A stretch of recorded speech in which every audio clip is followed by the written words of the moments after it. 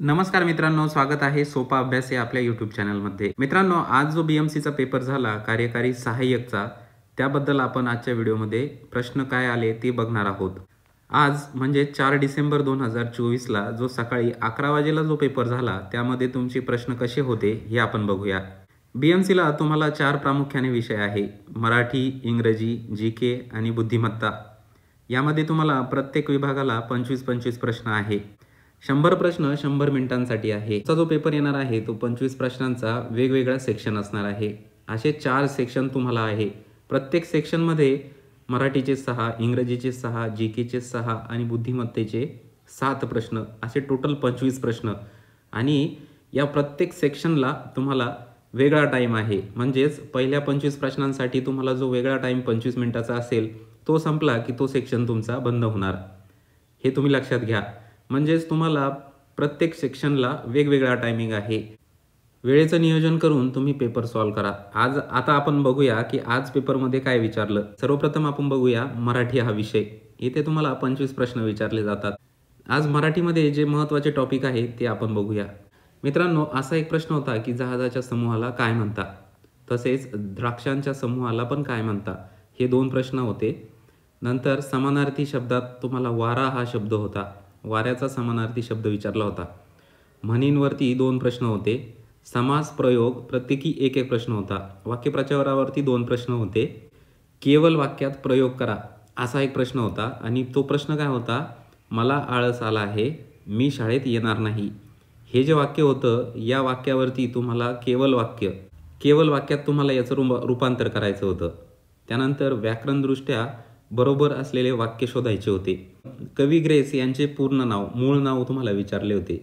इथं कवी ग्रेस यांचे पूर्ण नाव आहे माणिक शंकर गोडघाटे. हे तुम्ही लक्षात घ्या. पुढे आणखी एक लेखक होते, त्यांचं टोपण नाव दिलेलं होतं आणि त्यांचं पूर्ण नाव तुम्हाला विचारलं होतं. अशा प्रकारे मराठी हा विषय होता. आता दुसरा विषय आपण बघूया, बुद्धिमत्ता चाचणी. बुद्धिमत्ता चाचणीमध्ये सिटिंग अरेंजमेंटवरती 2 प्रश्न होते. हे लक्षात ठेवा.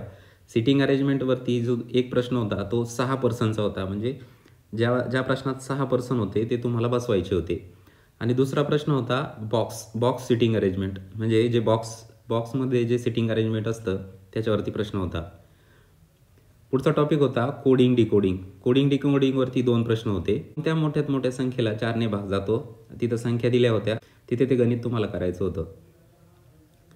नंतरचा टॉपिक होता ABCD. अशी तुम्हाला जी अरेंजमेंट होती ABCDची ती दिलेली होती. आणि त्या अरेंजमेंटवरतून उजवीकडून 15व्या क्रमांकाचं जे अक्षर होतं ते तशातला एक प्रश्न होता, तो तुम्ही करून जा. पुढचा टॉपिक होता 3-4 शब्द दिले होते आणि त्याला सिरीजमध्ये लावायचं होतं. त्या सिरीजमध्ये तुम्हाला ती अरेंजमेंट करता आली पाहिजे असा तो प्रश्न होता. पुढचा टॉपिक होता पझलवरती 2 प्रश्न होते. हे तुम्ही लक्षात घ्या. पुढचा टॉपिक होता ब्लड रिलेशनवरती सोपा प्रश्न होता. बोट दाखवून विचारलेले प्रश्न होते. म्हणजे बोट म्हणजे काय, की एखाद्या व्यक्तीकडे बोट दाखवलं जातं आणि प्रश्न विचारला जातो. ब्लड रिलेशनवरती हमखास प्रश्न आहे. Blood relation, puzzle. आणि सिलॉक्सवरती 2 प्रश्न होते. हा पण टॉपिक चांगला करून जा. सिलॉक्सवरती कन्फर्म प्रश्न होता. गणितावरती आज कोणताच प्रश्न विचारला गेला नाही, त्याच्यामुळं बुद्धिमत्तेचा जास्तीत जास्त सराव तुम्ही करा. पुढचा टॉपिक होता इंग्रजी या सब्जेक्टमध्ये तुम्हाला सेंटेन्स अरेंजमेंट होती. 2 प्रश्न होते सेंटेन्स अरेंजमेंटवरती. फ्युचर टेन्सवरती 2 प्रश्न होते. आता हे फ्युचर टेन्सवरती 2 प्रश्न होते म्हणजे तुम्ही सगळे टेन्स करून जा असं काही नाही आहे, पण वरती तुम्हाला टेन्सचं नॉलेज पाहिजे. फ्युचर टेन्समध्ये पण तुम्हाला फिल इन द ब्लँक स्वरूपातच हा प्रश्न होता. पुढं पॅसेज होते. 2 पॅसेज मात्र होते. 4-4 प्रश्नांचे 2 पॅसेज होते. या पॅसेजवरती सुद्धा तुम्हाला एक प्रश्न हा सिनोनिम अँटोनिमचा होता. हे तुम्ही लक्षात घ्या. म्हणजे पॅसेज आला म्हणजे त्याच्यात पॅसेजवरतीच प्रश्न राहतील असं नाही, तर त्या पॅसेजवरती तुम्हाला ग्रामॅटिकल प्रश्न पण विचारले जातात. पुढचा टॉपिक होता सिनोनिमवरती 2 ते 3 प्रश्न होते आणि अँटोनिमवरती पण 2 ते 3 प्रश्न होते. हा इंग्रजीचा टॉपिक होता. पुढचा टॉपिक होता GK.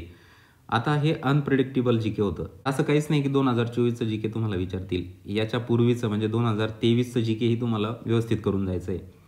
तर इथे पहिला एक टॉपिक होता की खेलो इंडियावरती त्यांनी 2 प्रश्न विचारले होते की खेलो इंडियात नवीन कोणता गेम ॲड केला, हे त्यांनी विचारलं होतं. आणि एक प्रश्न असा होता की खेलो इंडियामध्ये भारतीय सैन्याने किती सुवर्णपदक जिंकले. हे 2 प्रश्न खेलो इंडियावरती होते. नंतरचा प्रश्न होता GI टॅगवरती 2 प्रश्न होते जवळपास. कोणत्या कोणत्या घटकाला GI टॅग मिळाले 2024ला 2023ला हे तुम्ही एकदा लिस्ट बघून जा. आणि मुंबईवरती 3 ते 4 प्रश्न होते. म्हणजे मुंबईवरती असं काही ठराविक नव्हतं की आयुक्त कोण, मुंबई महानगरपालिकेची स्थापना वगैरे असं काहीच नव्हतं. पण मुंबईवरती एक असा प्रश्न होता, वेगळाच प्रश्न होता. मुंबई शहर पूर्व आणि पश्चिम हे जे 2 विभाग आहे यांचं एकूण क्षेत्रफळ किती. आता हा वेगळाच प्रश्न आहे. इथं तुम्हाला काहीच लिंक लागणार नाही. म्हणजे तुम्ही अभ्यास करताना हा प्रश्न विचारातही घेऊ शकत नाही. त्याच्यामुळं असे काही चॅलेंजिंग प्रश्न असतील त्याला तुम्ही चॅलेंज करू नका. वेळ असेल तर सोडवा, नाही तर सोडून द्या. पुढचा जो प्रश्न होता 2023 पहिल्या महिला विधानसभा सभापती कोण होत्या. म्हणजे आता इथे राज्यांचं नावं पण पर्यायामध्ये दिले होते. तर 2023ला पहिल्या महिला विधानसभा सभापती कोण झाल्या हे तुम्ही बघून जा. आता हा प्रश्न तर काही रिपीट होणार नाही आहे, पण त्या रिलेटेड जर तुम्हाला काही पहिली महिला कोण आहे हे जर बघता आलं तर ते बघा. पुढचा जो प्रश्न होता तो नमो ड्रोन दीदी या योजनेवरती होता. पंतप्रधान नरेंद्र मोदी यांनी महिला बचत गटांसाठी एक नवीन योजना ही सुरू केली होती की यामध्ये ते महिलांना ड्रोन दिले जाणार आहे. तर ह्या योजनेबद्दल म्हणजेच महिलां रिलेटेड ज्या योजना आहे त्या तुम्ही करून जा. पुढचा एक प्रश्न होता सांडपाणी व्यवस्थापन. आता GKवरती अनप्रेडिक्टेबल प्रश्न आहे, त्याच्यामुळे तुम्ही जे आता केलेलं आहे ते करूनच घ्या आणि त्यालाच रिव्हिजन द्या. नवीन काही करण्यात अर्थ नाही आहे. 2023-24चं जे GK तुम्ही जेवढं काही केलेलं आहे ते करा. पेपरमध्ये एक प्लस पॉईंट काय तुम्हाला की गणित नाही आहे पण बुद्धिमत्ता आहे. पण बुद्धिमत्तेला तुम्हाला जास्त टाईम जाईल, टाईम कन्झ्युमिंग आहे. तर तुम्ही वेळेचं नियोजन व्यवस्थित करा. आज जो 4 डिसेंबरला BMCचा जो पेपर झाला त्या पेपरमध्ये कसे प्रश्न होते हे आज आपण बघितले. याच प्रश्नावरती तुम्ही या रिलेटेड दुसरे प्रश्न बघा, त्याचा सराव करा आणि परीक्षेला सामोरं जा. ज्या विद्यार्थ्यांच्या पुढे परीक्षा आहे त्यांना ऑल द बेस्ट. आणि असेच नवनवीन व्हिडिओ बघण्यासाठी सोपा अभ्यास हे आपल्या यूट्यूब चॅनलला सबस्क्राईब करा. पुन्हा भेटूया पुढच्या व्हिडिओमध्ये.